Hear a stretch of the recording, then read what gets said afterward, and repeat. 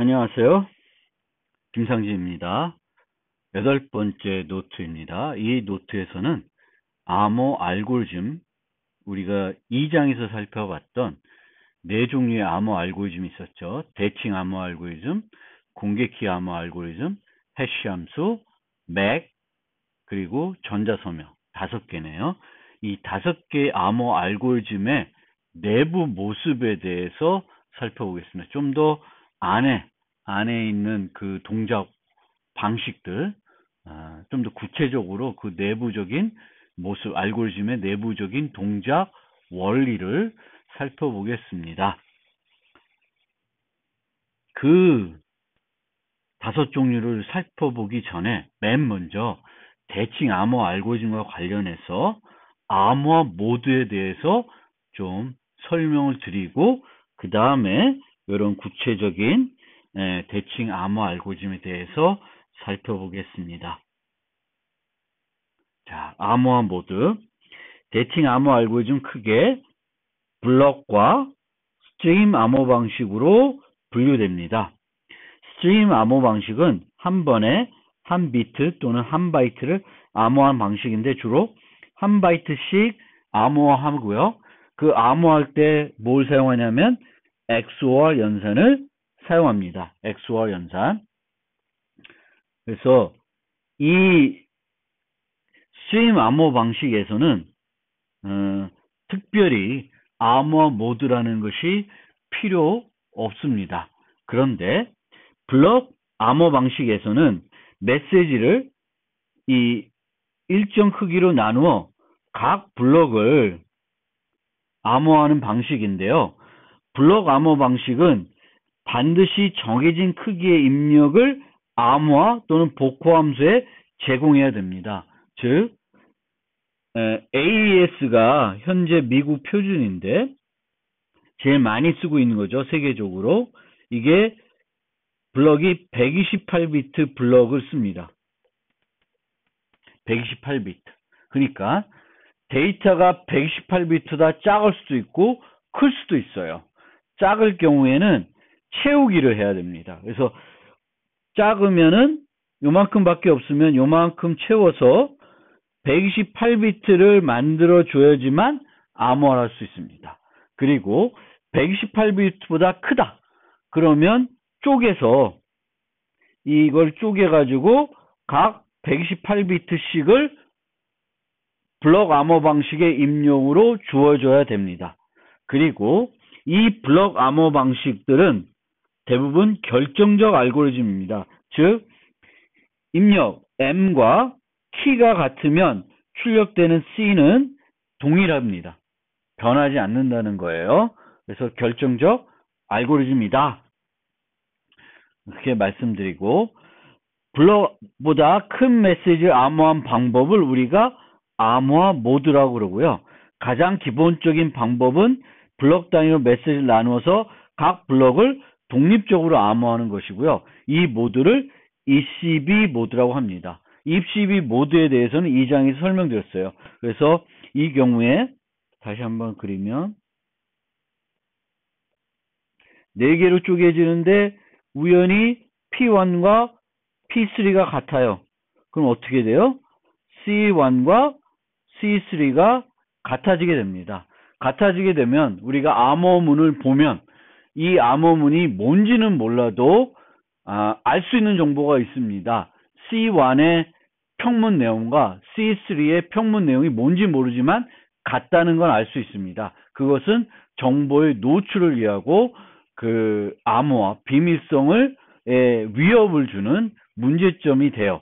그래서 우리가 일반적으로 사용하는 암호 모드는 우연히 요 평문을 쪼갰을 때 P1과 P3가 같다 하더라도 C1과 C3가 달라지게끔 암호화 모드를 만들어서 사용을 합니다. 그래서 이 암호화 모드는 이런 문제를 극복하기 위해서 피드백이라는 것과 단순 연산으로 구성을 하게 됩니다. 즉 P1과 P3만 가지고 암호화를 하면 안 되니까 이 P1을 암호할 때 뭐를 추가를 합니다. 추가를 하죠. 그리고 P3를 암호할 때도 추가를 합니다. 그래서 이 추가하는 것을 피드백이라고 합니다.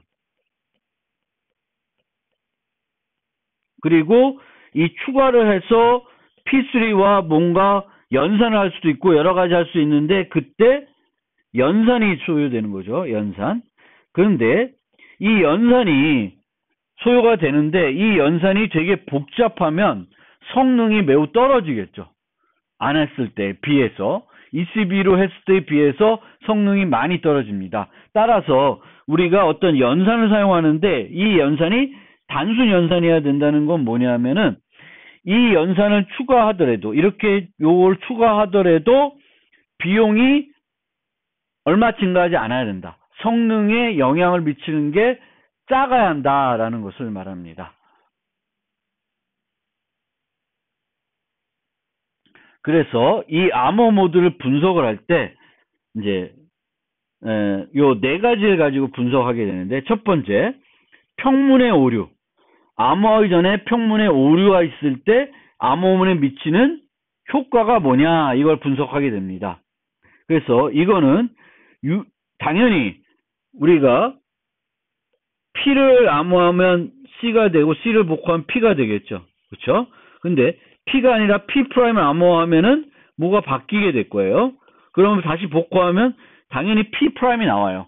그래서 평문이 바뀌었을 때 암호문이 어떻게 바뀌냐 여기에 좀 초점을 두고 싶다는 거예요. 만약 평문이 P와에서 P' 바뀌었는데 C와 C'이 별로 안 바뀌어요. 그러면 거기서 통해서 C와 C'의 차이를 통해서 P와 P'에 대한 차이를 알 수 있으면 안 된다는 거예요. 그래서 유사 평문의 암호화 결과를 보기 위한 것입니다. 이 평문 오류를 분석하는 이유는 그 다음에 암호문 조작. 암호화된 이후에 암호문에 두 암호문 블록을 바꾸거나 암호문 블록을 조작한 경우에 복호한 결과가 어떠냐 이걸 보는 거예요. 그러니까 P를 C로 암호했는데 C를 수정한 겁니다. 수정을 하게 되면 P'이 나오지는 않겠죠. P가 나오진 않아요. 근데 이 P'에 어떤 영향을 주냐? 이 경우에는 영향이 적으면 좋죠. 적으면 좋아요. 적으면 좋습니다. 그래서 이 암호문 조작에 대해서는 적을수록 좋다. 평문에 영향을 미치는 영향이 적을수록 좋습니다. 또 하나 살펴봐야 될 때 NM 특성 우리가 알고 있죠. 그래서 NM 특성은 C를 조작하는 거예요. C를 조작해서 내가 P'이 뭔가 의미 있는 값이 되도록 하고 싶은 거예요. 그래서 공격자가 의미 있는 변화를 줄 수 없어야 됩니다. C를 C'을 바꿨을 때 P가 P' 뭔가 깨지는데 그 깨지는 거에 뭔가 의도적으로 어떤 특정한 부분이 깨지게끔 하면 안 된다는 겁니다.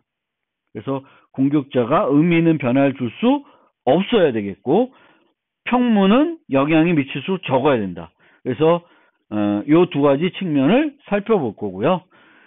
암호 모드가 추가됨으로써 없었던 새로운 보안 문제가 생기냐 요거를 살펴봐야 될 거고요. 그 다음에 효율성을 살펴보는데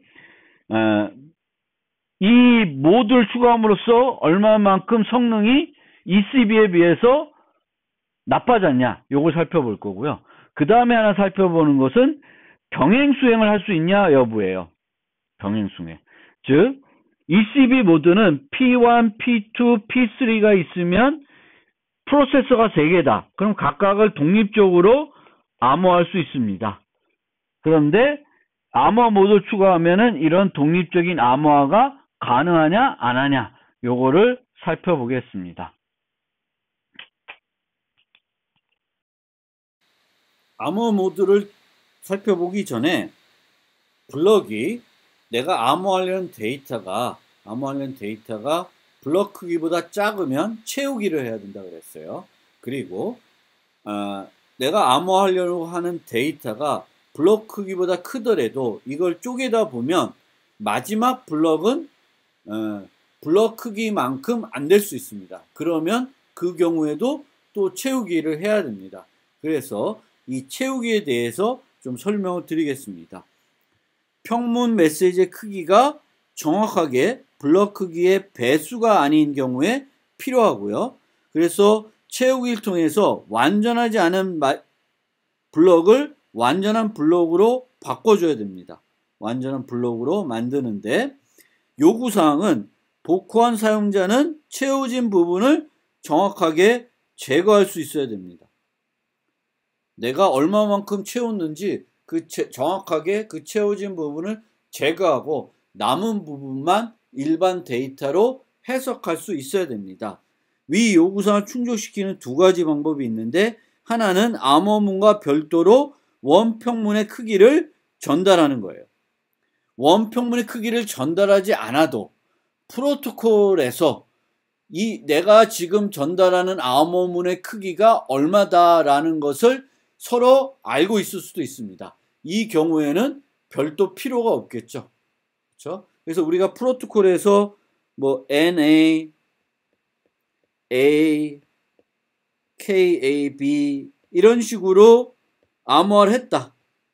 그러면 프로토콜에서 이 각각의 크기들이 정해져 있어서 얼마만큼의 데이터를 채우기를 했는지 내가 별도 평문 크기를 전달하지 않아도 또 이 안에 어떤 채우기를 제거하기 위한 어떤 요소를 두 번째 방법을 쓰지 않더라도 알 수 있습니다.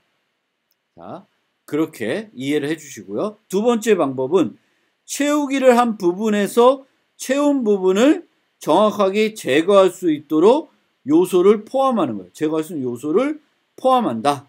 이게 두 번째 방법입니다. 그런데 보통 우리가 하는 채우기는 바이트 채우기를 해요. 바이트 단위로. 그런데 바이트 단위로 채우기 하지 않고 비트 채우기를 했을 경우에는 어떤 식으로 하냐면 채워야 되는 거 이제 요만큼을 채워야 돼요. 그럼 요 첫 번째 비트만 1로 하고 나머지는 다 0으로 합니다. 그럼 어떻게 되냐? 어떻게 제거하냐? 뒤부터 쭉 0인 건 다 제거하고 처음 1을 만나면 그 1까지를 제거하게 됩니다. 제거하게 됩니다. 그래서 이제 비트 채우기는 그런 식으로 이루어진다. 바이트 채우기는 좀 다르게 합니다. 그래서 바이트 채우기는 어떻게 하냐? 일반적인 바이트 단위 채우기인데 우리가 채워야 될 바이트가 8바이트예요. 64비트다. 라고 하면 내가 암호화해야 될 데이터는 3바이트예요. 3바이트면 맨 마지막에다가 채워진 바이트 크기를 기록합니다. 5. 그리고 여기다가는 이 4바이트에는 랜덤한 데이터를 넣게 됩니다. 아니면 규칙적인 데이터를 넣게 됩니다. 그런데 이제 이렇게 이제 암호하게 되면 어떤 문제가 생기냐면 정상적인 데이터를 했더니 채울 필요가 없어요. 채울 필요가 없으면 채우기를 안 하고 전달할 수 있는데 문제는 뭐냐면 채워서 풀었는데 데이터예요. 그러면 받는 사람 입장에서는 채워진 데이터로 여기고 여기에 있는 값을 이용해서 나머지 데이터를 제거할 수가 있게 됩니다. 그래서 그 문제를 해결하기 위해서 어떻게 해야 되냐면 완전한 블럭을 암호화하더라도 그리고 정확하게 암호문이 잘 쪼개다 보니까 그 블럭 크기의 배수예요. 그럼 실제는 채우기가 필요 없죠. 그럴 경우에도 어떻게 하냐면 한 블럭을 통으로 채우기를 합니다. 한 블럭을 통으로 채우기를 해야 돼요. 이렇게. 그래서 이런 이제 문제가 있습니다. 즉 채우기를 하게 되면 평문보다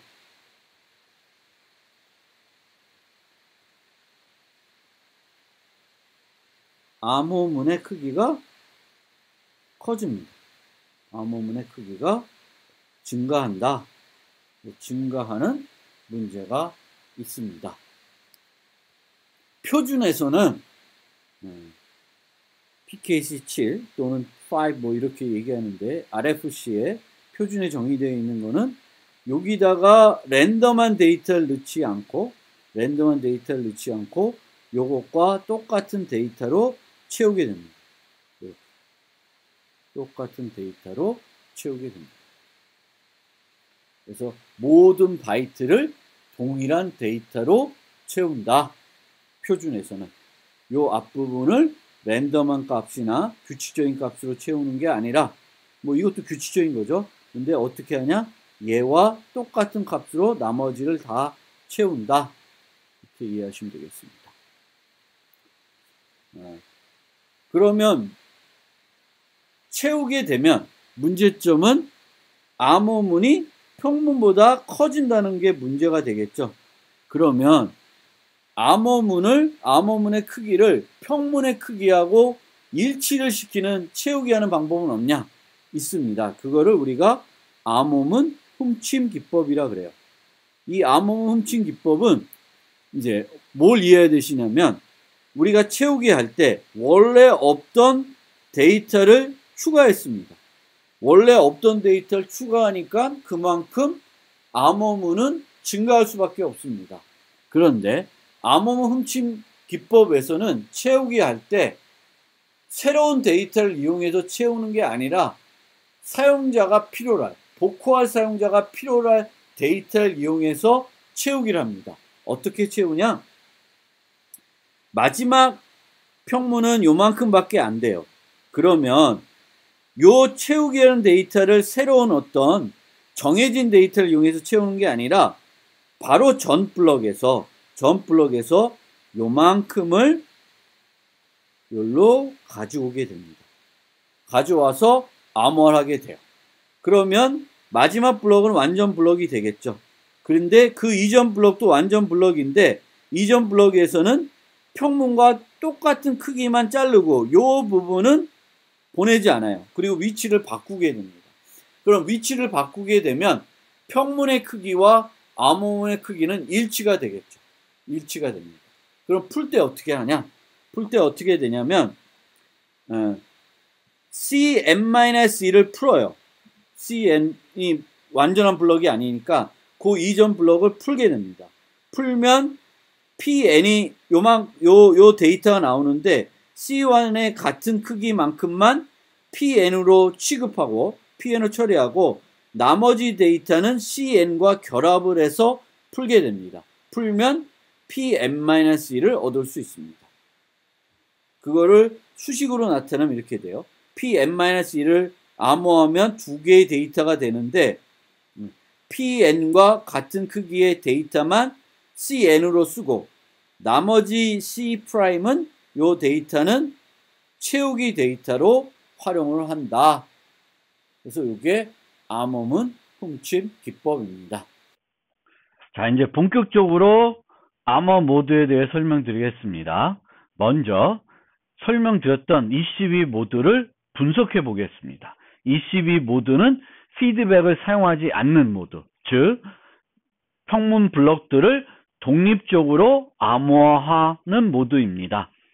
그래서 우리가 분석을 했었죠.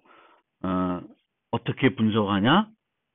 네 가지를 이용해서 평문 오류, 암호문 조작, 추가 보안 문제, 효율성, 이 네 가지에 대해서 살펴보겠습니다.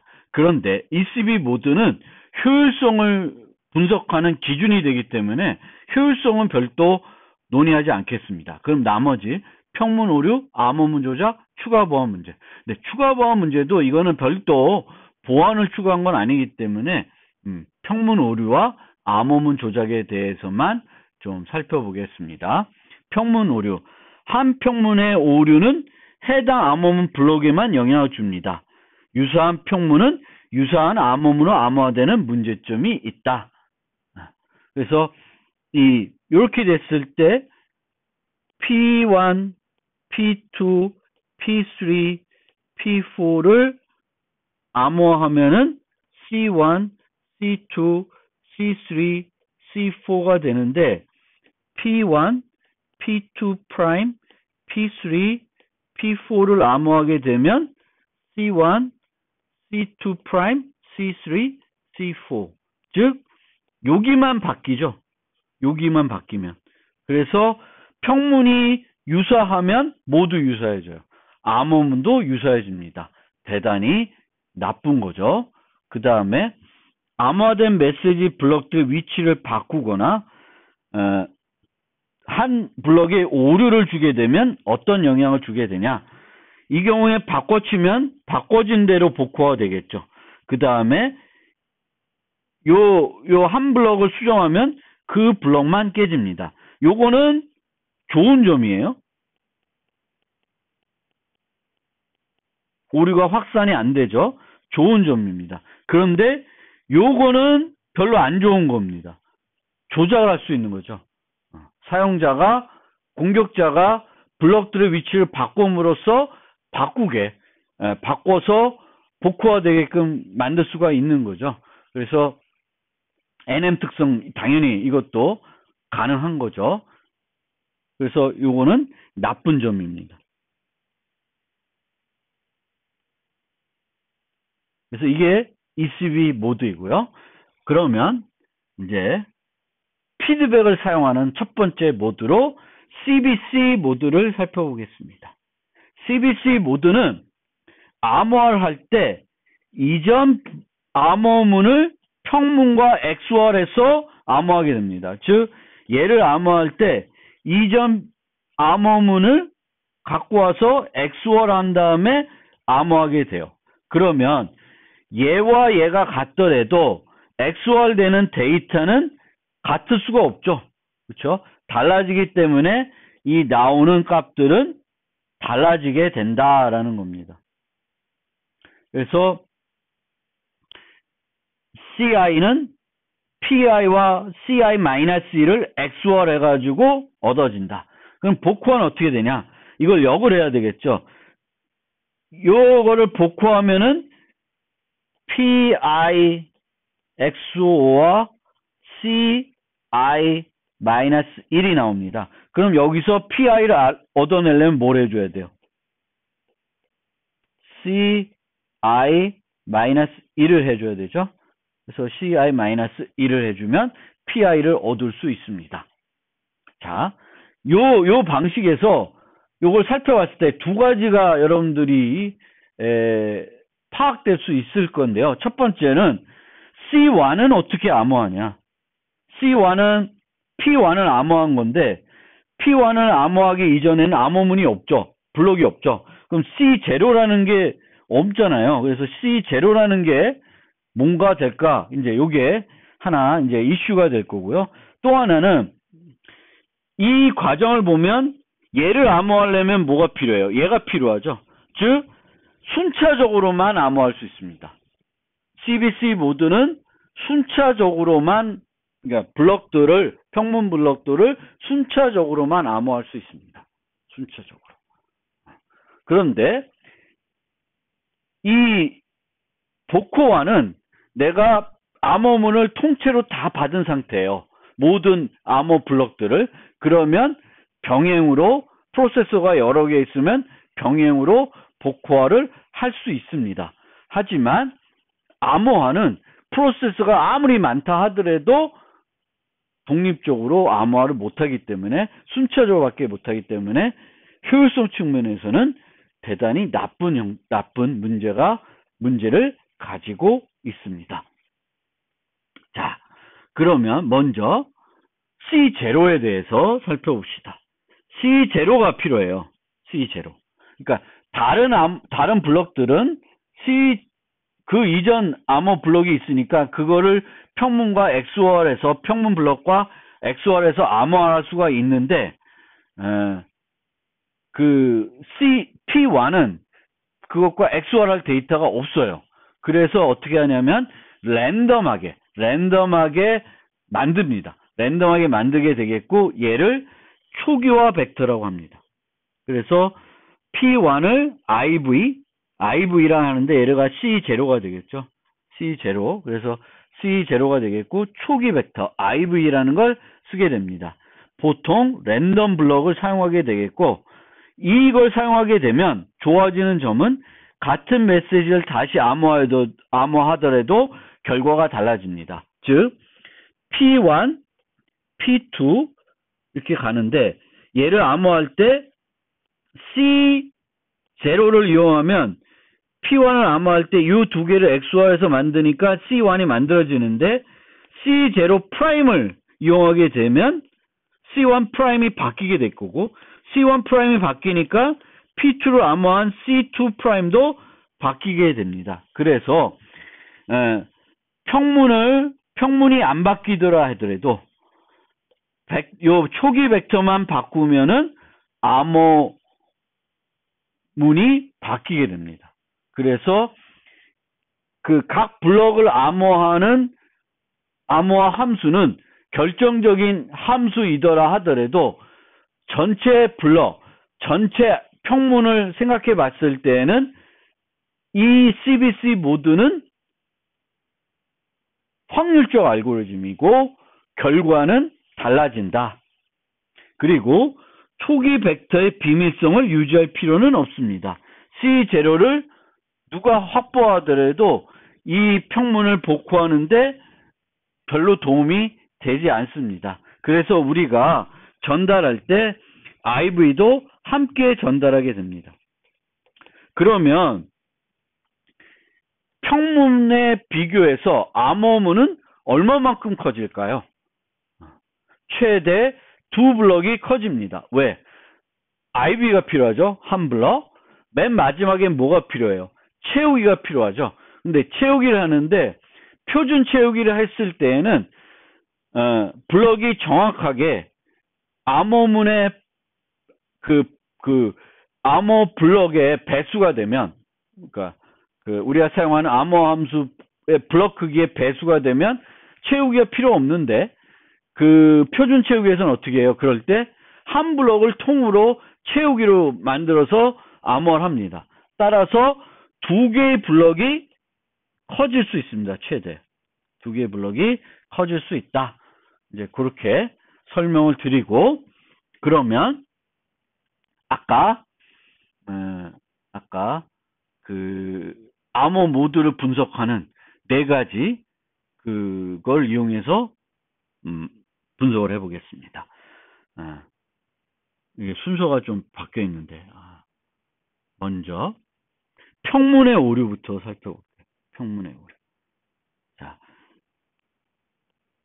P1, P2, P3 뭐 이렇게 암호하면 C1, C2, C3가 되는데 ECB 모드에서는 얘가 하나 바뀌어도 얘만 바뀌지 나머지는 같았어요. 그런데 CBC 모드에서는 어떻게 됩니까? 얘가 바뀌었어요. 그러면 IV 값에 의해서 어차피 바뀝니다. 그러니까 요것만 그러니까 이게 변하지 않더라도 암호할 때마다 IV를 다른 걸 쓰면 변해요. 근데 같은 IV를 쓰더라도 어떤 영향을 주는지 한번 살펴봅시다. 그래서 P1, P3, P4에서 이렇게 암호화가 됐어요. 그런데 요 데이터 대신에 P2 프라임을 암호화했어요. 그러니까 P2가 P2 프라임으로 바뀐 거죠. 그리고 IV는 같은 걸 썼습니다. 같은 걸 쓰면 어떤 게 달라지나 봅시다. C2 프라임, 요거는 어떻게 계산되냐면은 P2 프라임에 C1을 암호화해야 돼요. 그렇죠? 이렇게 암호화를 해요. 그런데 요 C2는 어떻게 계산하냐면 P2와 C1을 XOR한 것을 암호하게 됩니다. 그러면 요 값과 요 값은 입력이 다르니까 전혀 다른 데이터가 되겠죠. 그래서 C2와 C2 프라임은 왕창 다른 값이 됩니다. 그러면 그 다음 값은 어떻게 될까요? 그 다음 보시면 요 C3 프라임을 어떻게 계산되냐면 P3와 C2 프라임을 XOR해서 계산이 됩니다. 얘는 어떻게 계산하냐?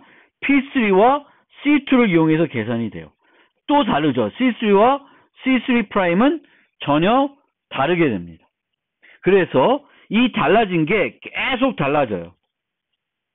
즉, 조금만 바뀌면 그 바뀐 순간부터 그 뒤로 똑같은 IV를 사용하더라도 다 달라진다는 거예요.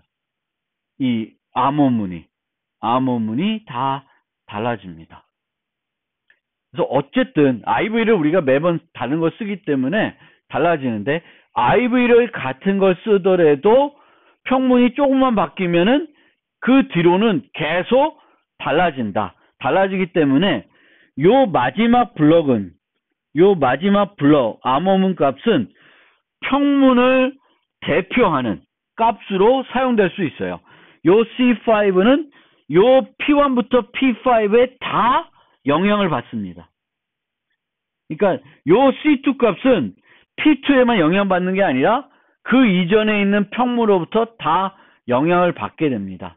그래서 요 마지막 블럭을 우리가 나중에 맥으로도 활용합니다. 자, 설명이 됐죠? 평문 오류. 그 다음에 암호문 오류.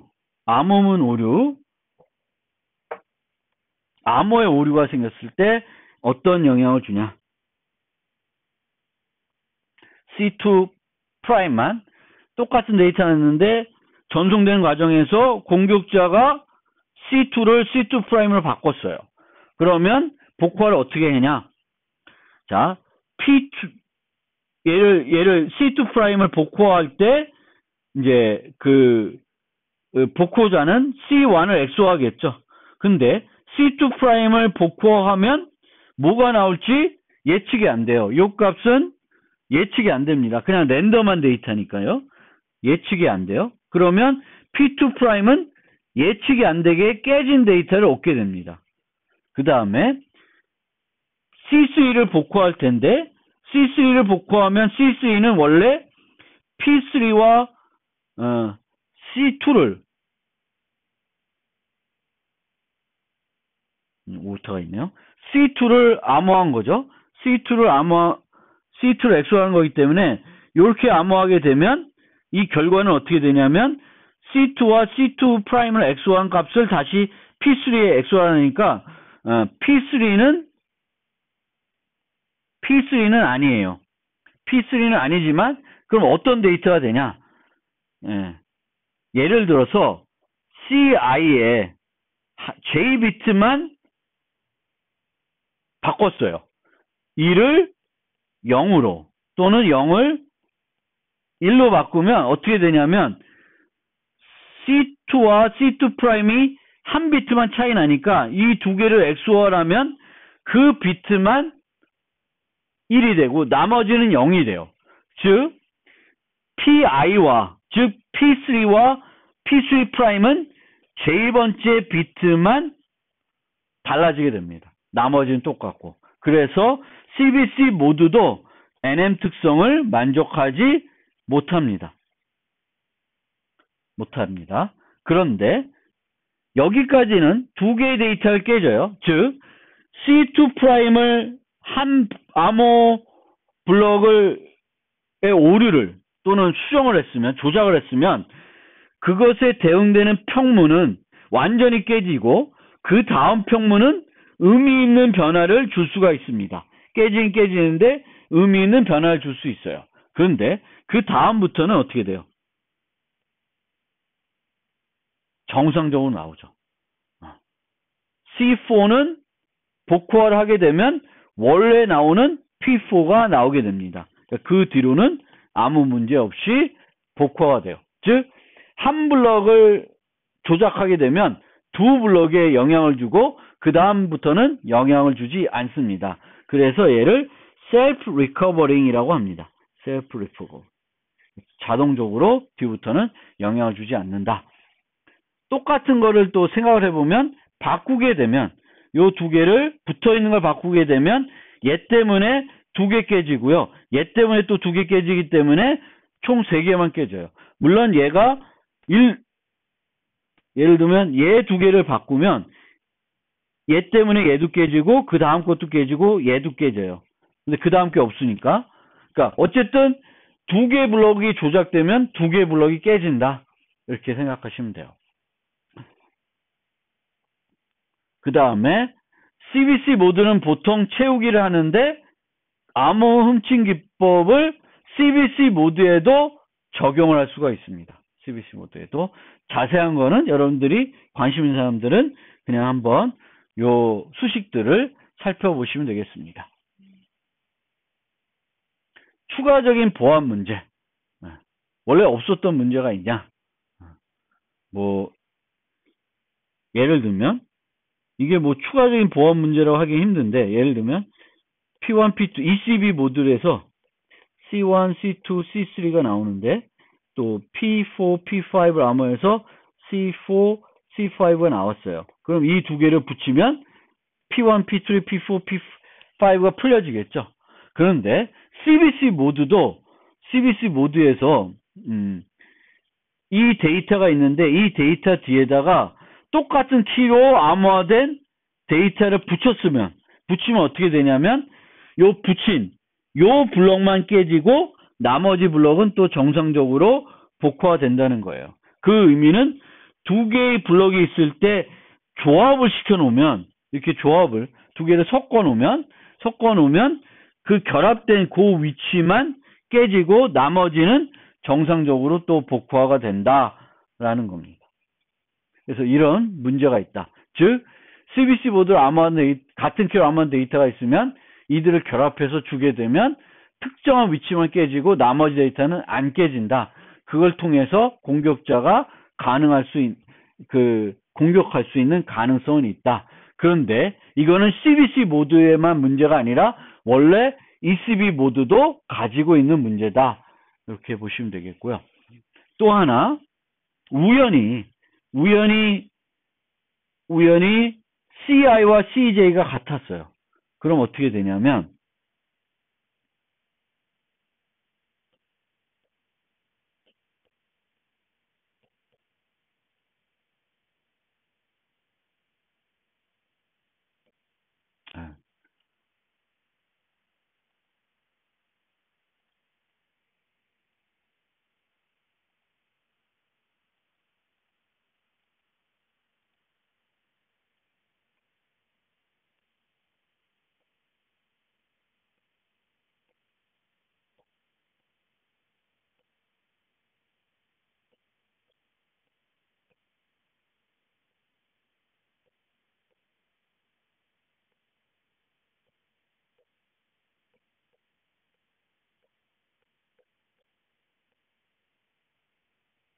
CI-1이죠.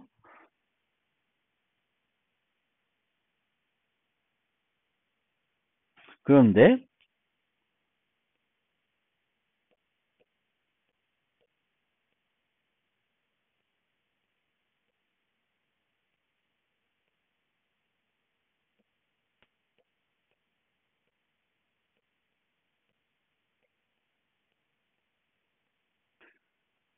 CJ는 PJ XOR와 CJ-1이에요. 그런데 뭐가 성립했냐면 요게 같아졌다는 거예요. 요 두 개 값이 같아졌어요. 같아졌다는 건 얘가 결정적인 알고리즘이니까 뭐하고 뭐가 같아요? 요 입력이 같다라는 거예요. 그럼 같으면 PI는 CI-1하고 PJXO와 CJ-1이 같으니까 요거를 넘겨버리면 요런 걸 얻을 수 있죠. 그래서 내가 우연히 CI와 CJ가 같은 것을 발견하게 되면 그 두 개, 그 이전 암호 블럭들을 XOR해서 두 개의 평문 블럭의 XOR한 값을 얻을 수 있다. 이건 되게 심각한 문제이긴 한데 CI와 CJ가 우연히 일치할 확률은 대단히 낮기 때문에 무시할 수가 있습니다. 자, 그 다음에 CBC 모드에서 패딩 오라클 공격인데요. 되게 좀 복잡합니다. 근데 여기에 설명이 돼 있고 교재에도 설명돼 있어요. 그래서 좀 더 고급적인 내용을 공부하고 싶은 사람들은 요거를 좀 살펴보시면 되겠습니다. 그런데 말씀드리고 싶은 거는 TLS의 초기 버전에서는 맥된 인크립트 방식을 사용했고 CBC 모드로 암호화를 했는데, 이 암호화하고 나서 복호화를 한 다음에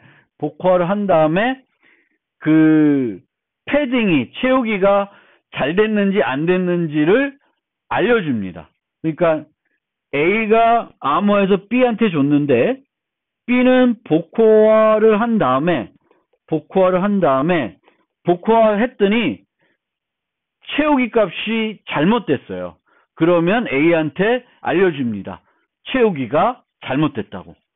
그런데 그것을 뭘 활용하냐면 공격자가 B한테 줘서 데이터를 주게 됩니다. 그럼 B는 자기가 생각하는 키로 풀 거고요. 풀어서 뭘 가르쳐줘요? 채우기가 잘 됐는지 안 됐는지를 알려주게 됩니다. 그것을 활용하는 거예요. 그러니까 채우기가 잘 됐나 안 됐냐를 알려줌으로써 공격자가 예측한 것이 맞다 틀리다라는 걸 알려주는 셈이 돼요. 그래서 우리가 암호 프로토콜에서는, 또 정보보호에서는 절대 어떤 상황에 대해서 잘못된 결과를 발견했을 때 무슨 이유로, 어떤 이유에서 그 문제가 발생했는지를 알려주면 안 돼요. 그냥 진행을 끊으면 되지, 이 자체로 그러니까 그거를 공격자가 알 수 없도록 해야 됩니다. 그래서 그런 문제들이 있고, 그것이 이제 패딩 오라클 문제입니다.